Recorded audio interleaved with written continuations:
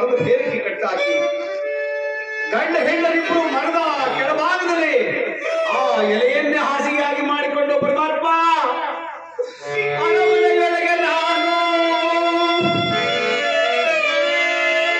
ಆರಿದಂತೆ ಊಟ ಮಾಡುತ್ತಿದ್ದೆನು. ಅರಣ್ಯದೊಳಗೆ ಏನು ಇಲ್ಲದ ಪರಮಾತ್ಮ ದೇವಾ ಪರಮಾತ್ಮ ಅರಮನೆಗಳಿದ್ದಾಗ ಹಾರದಂತೆ ಊಟವನ್ನು ಮಾಡ್ತಿತ್ತು. ಈ ಹರಣ್ಯದೊಳಗೆ ಏನು ಇಲ್ಲ ಪರಮಾತ್ಮ. ಶ್ರೀರಾಜ ಇದು ನಿನ್ನ ಮಾಯಲ್ಲದೆ ಮತ್ತೊಂದೆಲ್ಲ ಪರಮಾತ್ಮ ಎಂದು ಒಂದು ಮರದ ಬೇರಿಗೆ ಆ ಕುದುರೆ ಕಟ್ಟಾಕಿ ಆ ರಾತ್ರಿ ಹಲ್ಲೆ ಮನೆಗೆ ನಿದ್ದೆ ಮಾಡುತ್ತಾ ಇದ್ರೆ ಪರಮಾತ್ಮನಾದ ಪ್ರತಿಷ್ಠರಾಗಿ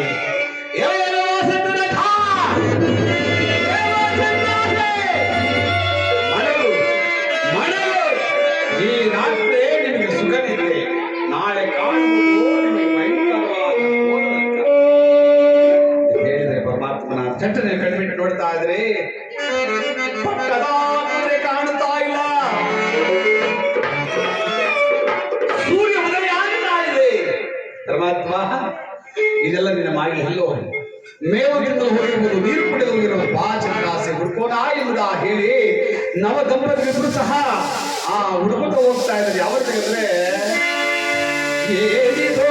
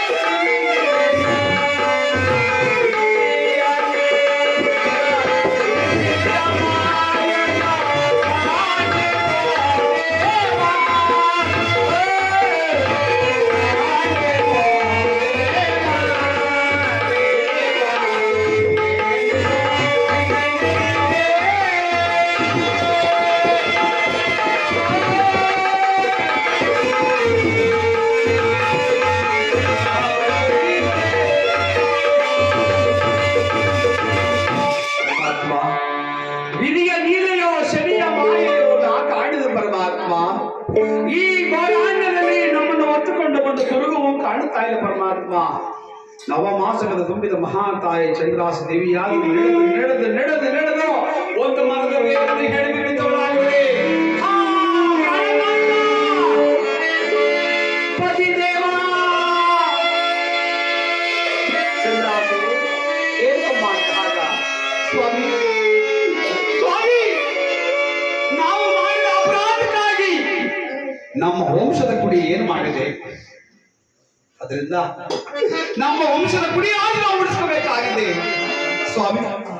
ಎಲ್ಲಾದ್ರೂ ಹೋಗಿ ಜಲವನ್ನು ತರುವಂತರಾಗಿ ಸ್ವಾಮಿ, ನಮ್ಮ ವಂಶದ ಕುಡಿಗೆ ನೀರನ್ನು ಕುಡಿಸಿ ಪ್ರಾಣವನ್ನು ಕಾಪಾಡಿಕೊಳ್ಳೋದು ಮಾಡ್ತಿದೆ ಚಂದ್ರ, ಮಾಡ್ತಿದೆ.